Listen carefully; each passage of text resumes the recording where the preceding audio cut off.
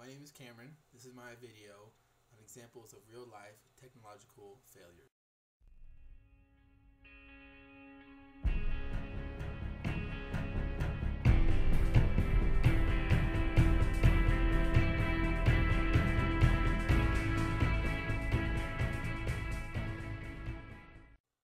It had been 5 years since Microsoft came out with their latest operating system. Microsoft Vista was set to launch. People were excited. It's going to change the way that they operate on their PCs, and they've kept them waiting long enough. What they finally got as an end product wasn't exactly what they were looking for. Microsoft had problems almost right away as soon as their product launched. One of their first problems was every Windows XP game or software had a certified for Windows XP sticker on it. Well, they thought if they replaced that or added to that a certified for Windows Vista sticker, it would get many people into the new system from the XP system. Unfortunately, they didn't put it into account how many of these products are not Windows Vista compatible. So that automatically raised a trust issue between Microsoft and the consumer. Another issue Microsoft had when they released this product is that they had just really too many available. They had 5 different options to choose from.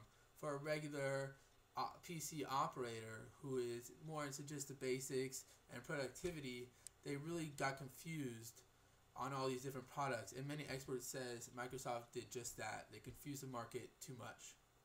Here are all the different versions of Microsoft Vista that were readily available to the consumer. By the time Microsoft Vista had time to settle, it only took up about 24% of total consumer operating systems.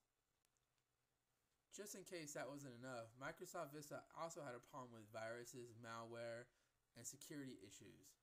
Windows Vista continued to focus on servicing their customers now with service packs, labeled number 1, number 2, and number 3, but that was not their primary focus.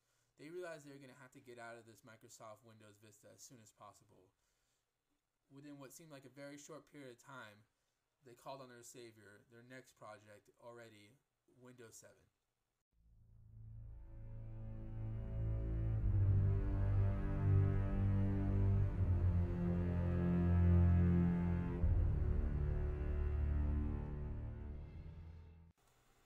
In case I wasn't picking on Microsoft enough, my next example of a product that failed technologically is Microsoft's Zune player. It failed to go up against one of the biggest giants in digital music playing history, the iPod. Now, beating the Apple iPod is going to be a magnificent feat, but if anybody could do it, it's the largest software company in the entire world, Microsoft. What were they going to bring to the table that was going to be different than the Apple iPod? Well, for one thing, they're going to bring a new subscription service. Instead of buy a song individually, now you can buy a subscription where you're technically renting a song, and then when you stop paying or you cancel your subscription, all your songs will go away again. Some people think that's a good thing. Some people thought it was a bad thing at the time, and unfortunately the latter one won. It definitely was not a good idea, at least for their demographic. Another thing Microsoft was going to bring to their new digital player was something called The Social, which is going to be more like a music community, something that Apple didn't have with their iPod and iTunes, where people would have almost like a Facebook-like profile where they can share music with each other and kind of post what kind of music and interests they like on their profile.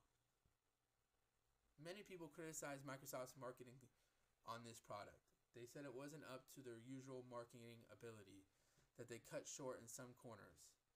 When Microsoft Zune opened, it did sell in a couple stores, but it wasn't a great launch. The Microsoft Zune was big and it was heavy, and they needed to change it quick, and they did. The next generation Microsoft Zune will be almost half the size, but it might have been too late. By that time, they were already cutting Microsoft Zune out of stores like GameStop, and certain retailers were refusing to sell the product because of its slow sales. Once GameStop pulled Zune off its shelves, things were looking grim for Microsoft. They needed to work quick.